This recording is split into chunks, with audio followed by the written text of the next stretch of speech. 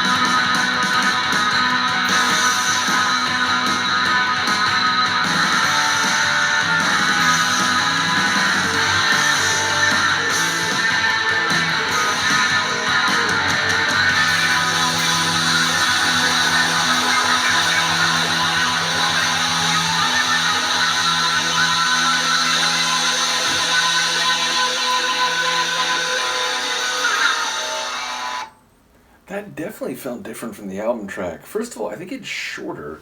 I don't remember exactly how long the album track was. Yeah, so this is 4 minutes. I feel like this is notably shorter than the album track. I could be wrong, but that's my recollection is that the album tune was quite lengthy. I don't know, like 5.5, 6 minutes, something like that. Secondarily, I think maybe part of the reason is this sounds faster. Like, to the best of my memory, this is pacier than the album version.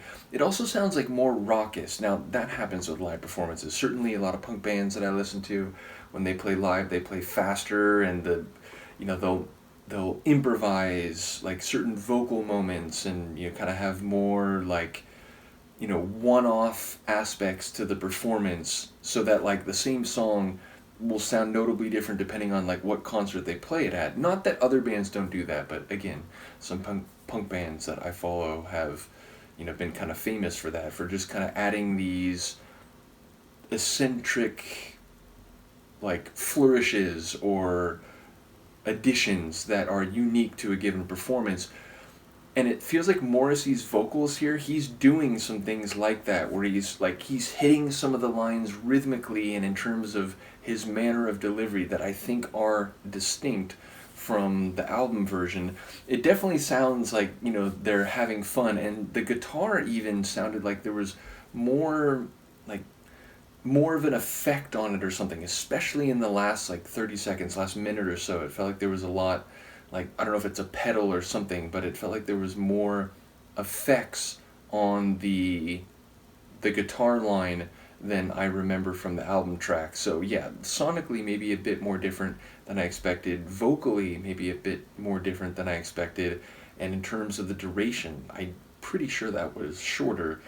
Either way, a cool opener, and I like how they came out. Now, I am wondering, because if this release is from 88, what was... Because Strange Ways was 87, right? So when... Yeah, it's 87. Okay, and so it shows rank here, official release, 88, also from Rough Trade. Recorded at the National Ballroom in, what is it, Kilburn, London, is this right? Yeah, Kilburn, London. Okay, so yeah, it was recorded in 86 and was first broadcast on BBC Radio and Concert April of 87. Because it makes sense, because I was thinking 88, weren't they already broken up by this point? But I guess that's just when this was released officially, although again it had been broadcast in April of 87, and as I said, recorded in October of 86, not long after the recording of The Queen is Dead. So yeah, taken from the last phases of their career as a group, and then, or well, I guess not the last phases, but ultimately, near the end of their run, but then released after I think they had gone their separate ways. In any case, I'm looking forward to the rest of the songs on here, and as I said, there's some of my personal favorites in the playlist, like Panic and Ask and Big Mouth Strikes Again. I'm especially looking forward to, though that is the last one, so we'll have several tracks between now and then. In any case, let me know what you think, and I will see you next time. Peace.